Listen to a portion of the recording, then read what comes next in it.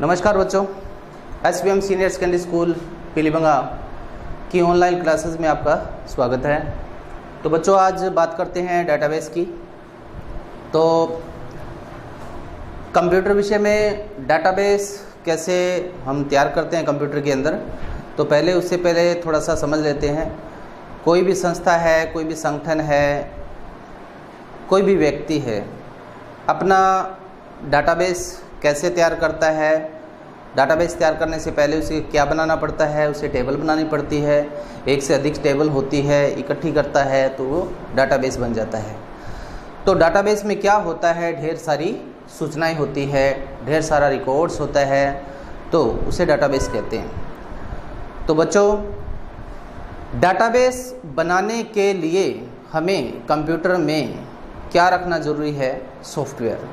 और database software कोई एक नहीं होता, अनेक प्रकार के डेटाबेस सॉफ्टवेयर होते हैं। जितने भी प्रकार के डेटाबेस होते हैं उतने ही प्रकार के सॉफ्टवेयर होते हैं। कहने का मतलब, जिस प्रकार का हमें डाटा तैयार करना है, डेटाबेस तैयार करना है, रिकॉर्ड्स तैयार करना है, तो वैसा ही हमें डेटाबेस सॉफ्टवेयर का इस्तेमाल करना पड़ता है।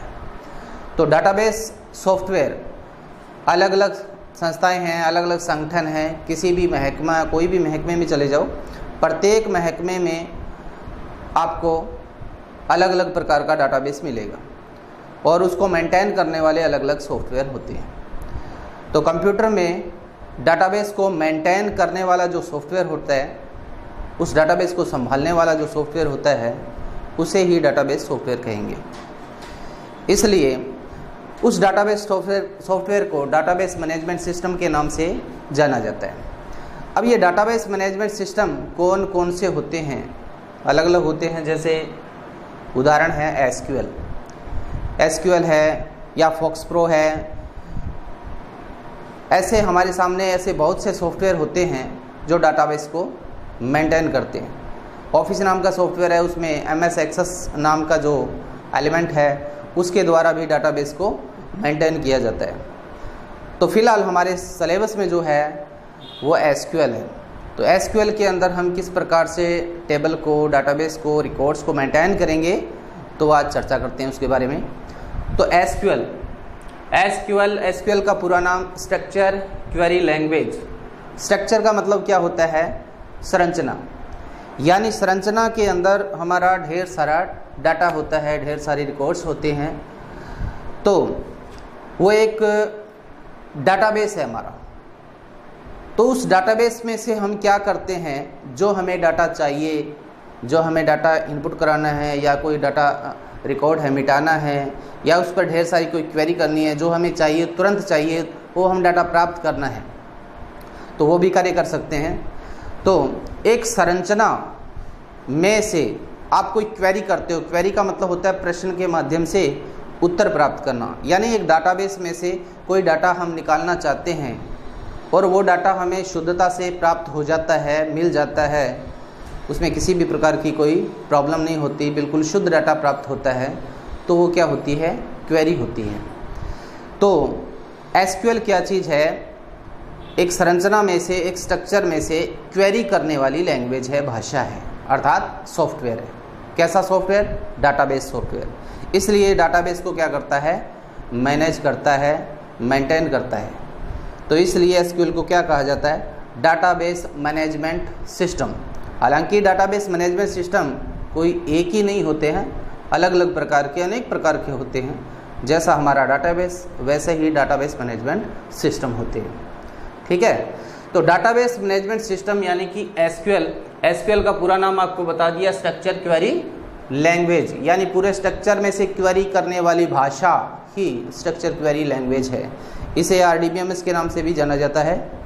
और एसक्यूएल को भली भांति समझने के लिए इसको 3 सब लैंग्वेज में बांटा गया है, 3 उपभाषाओं में बांटा गया है। 3 उपभाषाएं ये कौन कौन सी हैं, मुख्यतः जो भाषाएं हैं, पहली है DDL, दूसरी DML, तीसरी DCL। अब ये DDL क्या है, DDL का पूरा नाम data definition language. Data definition language मतलब इसमें क्या काम होता है, DDL कहते किसको हैं, डाटा डेफिनेशन लैंग्वेज किसको कहते हैं। यानी डाटा डेफिनेशन लैंग्वेज, जिसमें डाटा को बनाने का काम होता है, डाटा को क्रिएट करने का काम होता है, डाटा को परिभाषित करने का काम होता है, डाटा को तैयार करने का काम होता है, उसे DDL कहते हैं, डाटा डेफिनेशन लैंग्वेज। यानी जब डाटा को तैयार किया जाता है तो विशेषकर हमें बहुत सी चीज़ों का ध्यान रखना पड़ता है। जैसे कोई भी डाटा आप तैयार कर रहे हो तो वो डाटा कैसा होना चाहिए, अंक टाइप का है, अक्षर टाइप का है, उस पर प्रतिबंध लगाना है या नहीं लगाना है, उस पर कोई कीज़ निर्धारित करनी है नहीं करनी है, ऐसे हमें बहुत सी चीज़ों का ध्यान रखना पड़ता है। तो डाटा को बनाते वक्त जो कमांड्स हम यूज़ करेंगे, कमांड्स किसकी, DDL की, यानी डाटा डेफिनेशन लैंग्वेज की, जो हम कमांड्स यूज करेंगे उन कमांड्स के ग्रुप को ही क्या कहते हैं, DDL कहते हैं। प्रश्न पूछा जा सकता है DDL क्या है, DDL को परिभाषित करो। तो पहले आप सर्वप्रथम DDL का पूरा नाम बताओगे। DDL का पूरा नाम डाटा डेफिनेशन लैंग्वेज है, और इस लैंग्वेज के अंदर जिन जिन कमांड्स का हम यूज़ करके इस्तेमाल करके कोई भी कार्य करते हैं, इन्हीं कमांड्स के ग्रुप को DDL कहते हैं। इसके अंदर DDL के अंदर 3 प्रकार की कमांड्स इस्तेमाल होती है। पहली कमांड क्रिएट टेबल, दूसरी कमांड अल्टर टेबल, तीसरी कमांड ड्रॉप टेबल, यानी 3 कमांड का हम यूज़ करते हैं और तीनों कमांड के द्वारा अलग अलग कार्य संपन्न होता है। हम उदाहरण द्वारा आपको बताएंगे, लिख के बताएंगे, यहाँ पर प्रोग्राम द्वारा समझाएंगे। उससे पहले DDL के बाद में हम बात करते हैं DML की। ये भी SQL की दूसरी सब लैंग्वेज है, DML। DML का पूरा नाम data manipulation language. Data manipulation language में हम क्या काम कर सकते हैं? डाटा मैनिपुलेशन लैंग्वेज में हम एक से अधिक कार्य संपन्न कर सकते हैं। जैसे हम रिकॉर्ड को देख सकते हैं, रिकॉर्ड हम इनपुट करा सकते हैं, रिकॉर्ड हम डिलीट कर सकते हैं। तो रिकॉर्ड को देखने का काम, रिकॉर्ड को इनपुट कराने का काम, रिकॉर्ड में किसी भी प्रकार की चेंजिंग का काम और रिकॉर्ड को डिलीट करने का काम, ये भिन्न भिन्न काम कर सकते हैं, जिसे हम मैनिपुलेशन की श्रेणी में रखते हैं। तो डाटा मैनिपुलेशन लैंग्वेज में जिन जिन कमांड्स का यूज़ करके हम डाटा को इनपुट कराने का काम, डाटा को देखने का काम, या डाटा को परिवर्तन करने का काम, या फिर हम डाटा को मिटाने का काम करते हैं, उन्हीं कमांड्स के ग्रुप को क्या कहेंगे? DML कहेंगे। ये DML की परिभाषा है। DML का पूरा नाम डाटा मैनिपुलेशन लैंग्वेज है। तो ये काम करने के लिए, यानी डाटा मैनिपुलेशन लैंग्वेज के अंदर ये काम करने के लिए हम किन किन कमांड्स का यूज़ करेंगे? 4 प्रकार की कमांड्स होती है इसमें। वो 4 प्रकार की कमांड कौन कौन सी होती है? पहली इंसर्ट इनटू के द्वारा क्या करते हैं? हम रिकॉर्ड का इनपुट कराने का काम करते हैं। दूसरी है रिकॉर्ड देखने के लिए कौन सी कमांड का यूज़ करते हैं? टेबल्स को देखने के लिए किस कमांड का यूज़ करते हैं? रिकॉर्ड को देखने के लिए, टेबल्स को देखने के लिए हम सेलेक्ट स्टार का यूज़ करते हैं। सेलेक्ट स्टार फ्रॉम के द्वारा हम डाटा को, रिकॉर्ड को, यानी कंडीशंस लगा के भी हम रिकॉर्ड को देख सकते हैं। और फिर है अपडेट कमांड। अपडेट कमांड के द्वारा हम क्या कर सकते हैं? किसी भी प्रकार की अपडेटिंग कर सकते हैं, रिकॉर्ड में चेंजिंग कर सकते हैं, बदलाव कर सकते हैं, शर्तानुसार कर सकते हैं। और लास्ट में जो चौथी कमांड है इसकी, वो है डिलीट कमांड। तो डिलीट कमांड के द्वारा क्या कर सकते हैं? डिलीट कमांड के द्वारा हम रिकॉर्ड को मिटा सकते हैं। ऐसे हम भिन्न भिन्न काम कर सकते हैं। ठीक है। इसके बाद में बात करते हैं DCL की। DCL के द्वारा हम क्या कर सकते हैं? DCL का पूरा नाम डाटा कंट्रोल लैंग्वेज है। ये ऐसी लैंग्वेज होती है, ये SQL की तीसरी सब लैंग्वेज है, डाटा कंट्रोल लैंग्वेज। इसके द्वारा हम क्या काम करते हैं?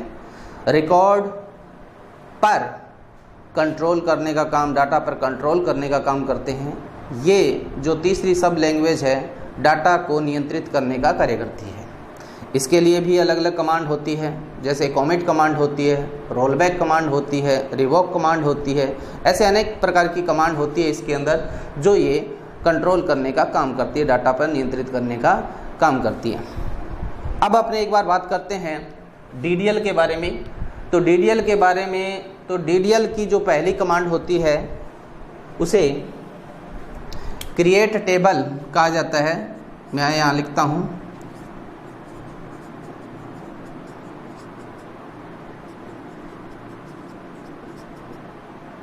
Create table.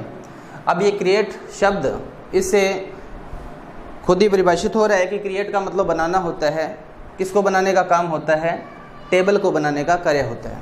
यानी टेबल को बनाने के लिए हम क्रिएट टेबल कमांड का इस्तेमाल करेंगे। तो क्रिएट टेबल के द्वारा टेबल को बनाया जाएगा। अब टेबल को बनाने के लिए सर्वप्रथम हमारा जो स्टेप होता है वो क्या होता है? जैसे सर्वप्रथम क्रिएट टेबल, क्रिएट टेबल मतलब टेबल को क्रिएट कर रहे हैं। कौन सी टेबल नाम रखेंगे, किस नाम की आप टेबल बनाना चाहते हो, कोई भी जो आपके दिमाग में है, जो जिस टाइप की आप टेबल बनाना चाहते हो वैसा आप नाम निर्धारित करोगे। तो हमने नाम लिख दिया स्कूल। स्कूल नाम की हम टेबल बनाना चाहते हैं। अब स्कूल नाम की तो आप टेबल बनाना चाहते हो, लेकिन स्कूल नाम की टेबल के अंदर कितने फील्ड बनाना चाहते हो? फील्ड के बारे में हालांकि मैंने आपको पहले बताया है। फील्ड किसे कहते हैं? डाटा के समूह को फील्ड कहते हैं।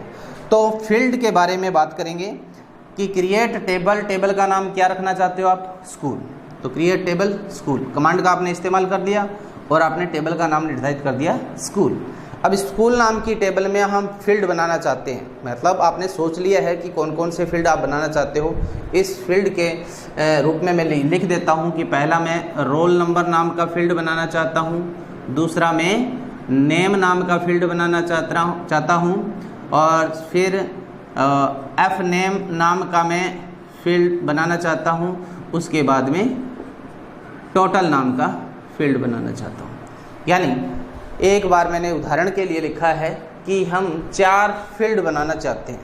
हालांकि फील्ड हमें टेबल में जितनी ज़रूरत होती है, जैसा हम कार्य करना चाहते हैं वैसे हम फील्ड बना सकते हैं। तो एक बार उदाहरण के लिए आपको बताया है कि मैं 4 फील्ड टेबल के अंदर बनाना चाहता हूं। तो फील्ड, अब आगे फील्ड बनाने हैं, तो फील्ड बनाने के लिए हमें क्या करना पड़ता है? तो पहला फील्ड बनाने के लिए हमने जैसे ब्रैकेट से शुरू करेंगे, रोल नंबर बनाना चाहता हूँ, रोल नंबर लिख दिया। इसके बाद में ये रोल नंबर, जो बच्चों के जैसे रोल नंबर आएंगे, रोल नंबर पहला फील्ड हमारा क्या होगा? Roll number. अब ध्यान से देखो, ये रोल नंबर है, इसमें रोल नंबर में अंक होते हैं कि अक्षर होते हैं? सोचिए, अंक होते हैं। तो इसलिए रोल नंबर में हम कैसी वैल्यू डाल सकते हैं? अंक टाइप की। किस टाइप की? अंक टाइप की वैल्यू डाल सकते हैं। तो अंक टाइप की वैल्यू डालने के लिए हम यहाँ पर वैसा ही हम डाटा टाइप चुनेंगे। क्या चुनेंगे? वैसा ही डाटा टाइप। तो हमने चुना है वैसा ही डाटा टाइप, मतलब इंट। इंट मतलब इंटीजर, इंटीजर मतलब अंक टाइप। तो ये इंट का मतलब इंटीजर होता है, पूर्णांक होता है, और ये क्या स्पेस लेता है? 2 बाइट का स्पेस लेता है। तो ये फील्ड बना लिया और इसका डाटा टाइप आपने निर्धारित कर दिया। क्लियर है? उसके बाद में इस पर भी हम अगर प्रतिबंध लगाना चाहते हैं, इसको आप प्राइमरी की बनाना चाहते हो, तो आगे क्या निर्धारित कर दो? प्राइमरी की। यानी ये फील्ड आपने प्राइमरी की बना दिया है।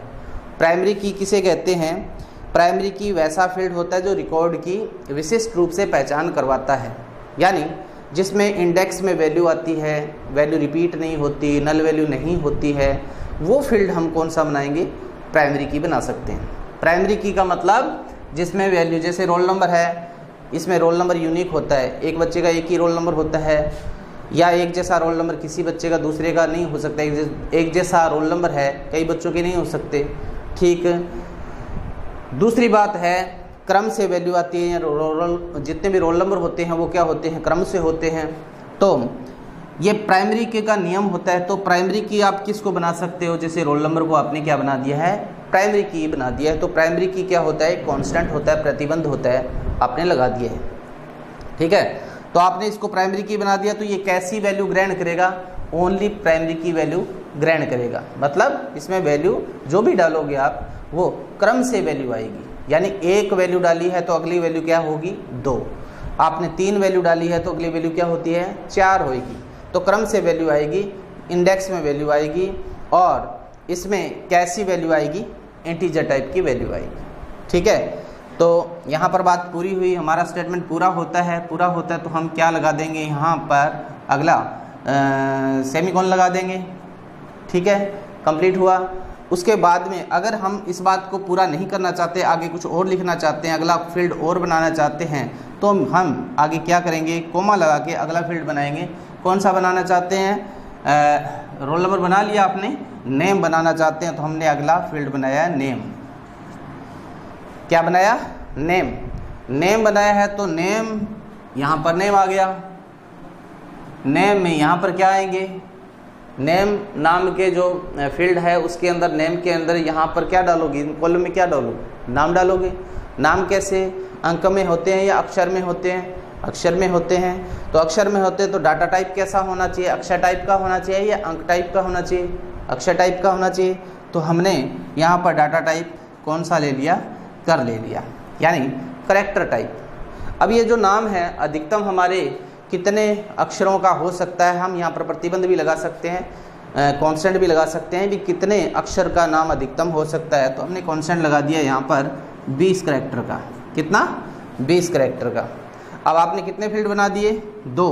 एक तो रोल नंबर नाम का फील्ड बना दिया, दूसरा नेम नाम का फील्ड बना दिया। अब आगे और बनाना चाहते हैं तो कोमा लगा लेते हैं, अगला और फील्ड बनाएंगे, क्या है, एफ नेम बना लिया। एफ नेम मतलब पिता का नाम, एफ नेम फादर नेम। यहाँ पर नाम जो भी आएंगे वो अक्षर में आएंगे या अंक में आएंगे, अक्षर में आएंगे तो हम वैसा ही डाटा टाइप लेंगे। उधर जगह नहीं है, मैं इधर लिख रहा हूँ। हमने डाटा टाइप करैक्टर ले लिया, इसमें भी हम कांस्टेंट लगा देते हैं। जैसे नाम पिता का है वो कितना, 25 करैक्टर का होना चाहिए। इसके बाद में अगला फील्ड कौन सा है, टोटल में क्या होते हैं, अंक होते हैं। अगला फील्ड में बना लिया मैंने टोटल में जो योग लगता है वो अंकों में है, तो कैसा हम डाटा टाइप निर्धारित करेंगे, इंटीजर। और टोटल है कितने अंकों का होना चाहिए, 3 अंक का या 4 अंक का। कांस्टेंट भी लगाना चाहते हैं तो लगा सकते हैं, नहीं लगाएं तो भी कोई दिक्कत नहीं है, लेकिन लगा देते हैं। यहाँ पर मैंने लिख दिया भाई जो टोटल है वो हमारा कितने अंकों का होना चाहिए, 4 अंक का होना चाहिए। क्लियर है, तो इतना हमने ये 4 फील्ड बना लिए हैं। और लास्ट फील्ड हमने देखो पहला, दूसरा और तीसरा एफ नेम है, चौथा है टोटल। 4 फील्ड बना लिए हैं। बात यहाँ पर हमारी कंप्लीट हुई है, यानी क्रिएट टेबल के द्वारा आपने टेबल का नाम निर्धारित किया है, टेबल बनाई है। टेबल के अंदर जो फील्ड बनाए हैं ये फील्ड है। फील्ड के बाद में क्या लिखा जाता है, डाटा टाइप। यहाँ भी फील्ड के बाद में क्या लिखा जाता है, डाटा टाइप। उसके बाद में फील्ड के बाद में डाटा टाइप, डाटा टाइप के बाद में क्या लिखा जाता है, कांस्टेंट। मतलब किसी भी प्रकार का आप कांस्टेंट लगाना चाहते हो, प्रतिबंध लगाना चाहते हो, कीज निर्धारित करना चाहते हो तो रख सकते हो, लिख सकते हो। और ये फील्ड, ये डाटा टाइप, ये कीज है यानी कांस्टेंट है, ये फील्ड है, ये डाटा टाइप है, ये कांस्टेंट है। इस प्रकार से हम क्या कर सकते हैं, फील्ड का निर्माण कर सकते हैं और क्रिएट टेबल के द्वारा टेबल का नाम निर्धारित कर सकते हैं। तो ये हमारा काम कंप्लीट हुआ, यानी कि टेबल के अंदर, स्कूल नाम की टेबल के अंदर हमने कितने फील्ड बना दिए हैं, हमने 4 फील्ड बना दिए हैं। बात हमारी यहाँ पर अभी क्लियर नहीं हुई है कि अब ये जो ब्रैकेट लगाया हमने, इसको हम यहाँ पर क्लोज करते हैं और लास्ट में हम सेमी कोलन से अपनी बात को समाप्त करते हैं। इसमें जब स्टेटमेंट को बंद किया जाता है तो लास्ट में क्या लगाना ज़रूरी होता है, सेमी कोलन लगाना ज़रूरी होता है। तो बच्चों क्रिएट टेबल के द्वारा हम क्या कर सकते हैं, टेबल का निर्माण कर सकते हैं, उसमें फील्ड का निर्माण कर सकते हैं। और फील्ड का निर्माण कैसे होता है, पहले फील्ड का नाम लिखा जाता है, फिर डाटा टाइप का नाम लिखा जाता है, फिर कांस्टेंट को निर्धारित किया जाता है।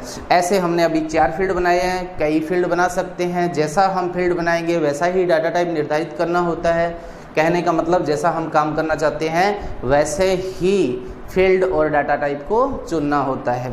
तो इस प्रकार से हम टेबल का निर्माण कर सकते हैं। तो बच्चों क्रिएट टेबल नाम की कमांड का हमने इस्तेमाल कर लिया है। और नंबर 2 पर है अल्टर टेबल। अल्टर टेबल के द्वारा बच्चों क्या काम होता है? अल्टर टेबल के द्वारा टेबल जो है आपने बना ली है, कहने का मतलब ये जैसे टोटल तक ये 4 फील्ड की आपने एक टेबल बनाई है। टेबल का नाम क्या है? स्कूल है। क्या नाम है? स्कूल। इस 4 फील्ड की ये अपने स्कूल नाम की एक टेबल बना ली है, और इस टेबल के अंदर बाद में आपके दिमाग में आता है या आपसे कोई गलती हो गई है या कोई आप कुछ भूल गए हैं, तो हम किसका यूज करेंगे? बाद में अल्टर टेबल का यूज करेंगे। अल्टर टेबल का मतलब होता है, अल्टर का मतलब बदलाव होता है। किस में बदलाव? टेबल में बदलाव। ठीक है, तो टेबल में बदलाव करने के लिए, इस टेबल के अंदर आप बदलाव करना चाहते हो तो किसका यूज करोगे? अल्टर टेबल का यूज करोगे।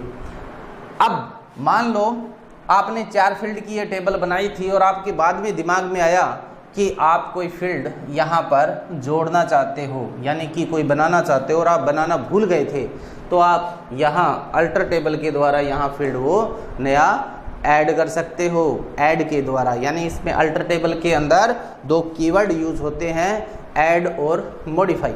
ठीक है, तो ऐड और मॉडिफाई का यूज करके हम क्या कर सकते हैं? टेबल में चेंजिंग कर सकते हैं। तो बच्चों आज टाइम यानी कि ज़्यादा हो रहा है और अल्टर टेबल के बाद में ड्रॉप टेबल भी बताना है। तो बच्चों आज इतना ही बहुत है। एक बार के लिए क्रिएट टेबल आपने समझ लिया है, अल्टर टेबल और ड्रॉप टेबल, और आगे जितनी भी कमांड्स हैं उनकी चर्चा कल करेंगे। तब तक के लिए बच्चों धन्यवाद।